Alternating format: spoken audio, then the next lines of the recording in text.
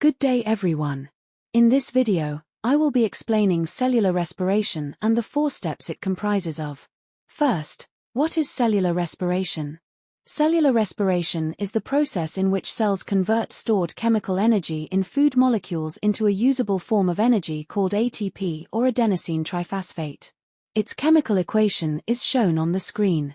1 mole of glucose plus 6 moles of oxygen gas yields to 6 moles of carbon dioxide plus 6 moles of water with a change in Gibbs free energy of negative 686 kilocalorie per mole. This is a catabolic reaction, meaning it involves breaking a larger molecule into smaller pieces.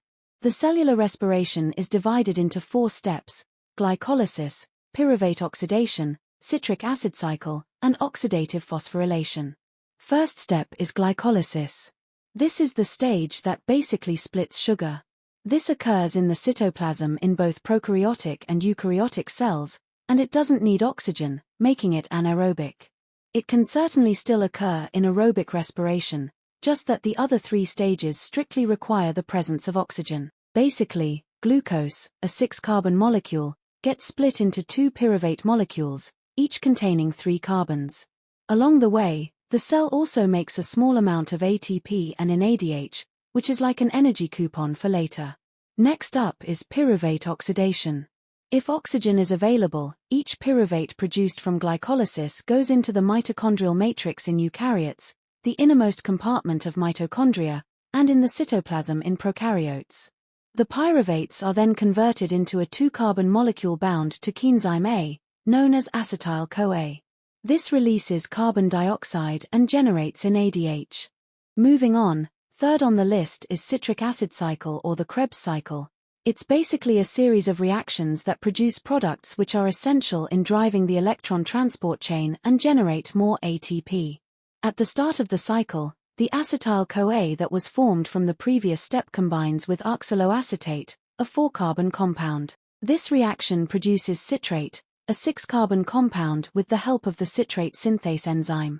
Next, the citrate is isomerized to isocitrate by the enzyme acasyntase. Moving on, the isocitrate is oxidized into alpha-ketoglutarate by the enzyme isocitrate dehydrogenase.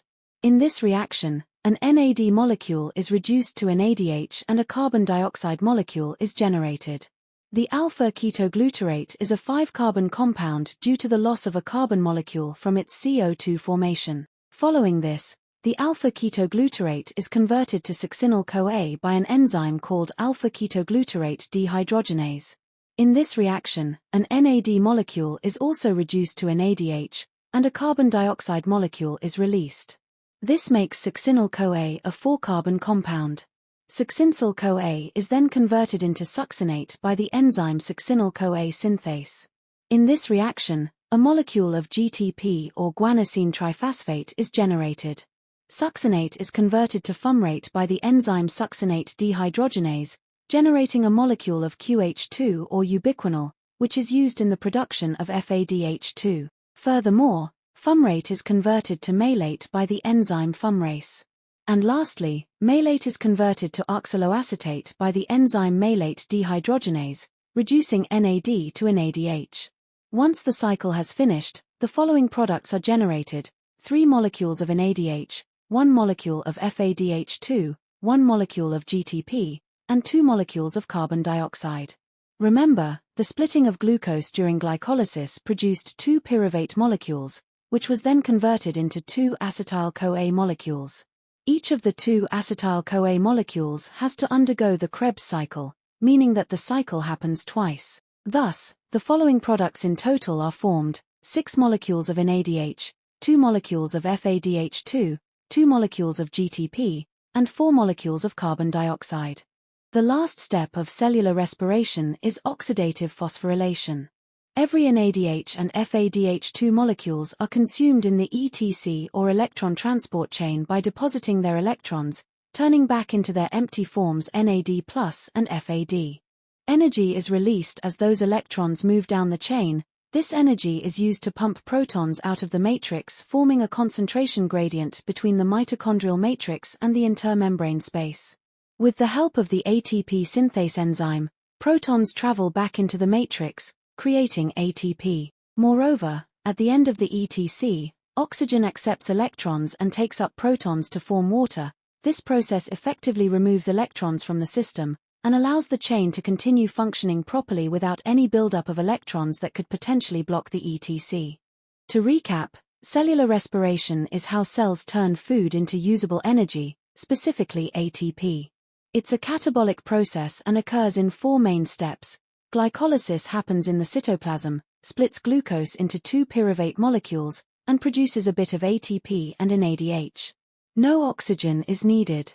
In pyruvate oxidation, each pyruvate is turned into acetyl-CoA, producing carbon dioxide and an ADH. Citric acid cycle breaks down acetyl-CoA and generates an ADH, FADH, GTP, and more carbon dioxide.